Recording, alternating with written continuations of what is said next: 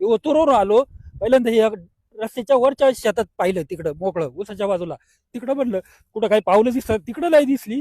मग मी इकडं आलो, माझ्याच वावरांनी शोध घेतला तर मला ही पावलं इथून तिथून दिसली. तर इथून असं मी नदीच्या कडे जिथपर्यंत पावलं दिसली तिथपासून पार स्मशानभूमीच्या तिकडनं बैल काढली त्यांनी.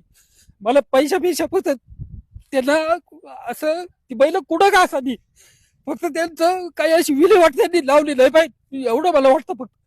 विल्हेवाट कापतील भीती. हो, त्याची भीती वाटते मला साहेब. मला पैशाचं त्याच्या नुकसानीचं काय नाही वाटत. पैसे किती गेले मला, मी त्यांची किंमत अशी पैशात केली नाही साहेब. हे फक्त आता मला पोलिसांनी लिहून दिलं का काय किंमत टाकायची म्हणून म्हणलं तुम्हाला काय टाकायची ती टाका साहेब. मला त्याच्याशी काही घेतलं नव्हतं. पण गुण होते त्यांच्या साहेब तेवढे. लक्ष्मी ते आल्यापासून माझ्या घरात मला व्यवस्थित माझं चाललं होतं साहेब.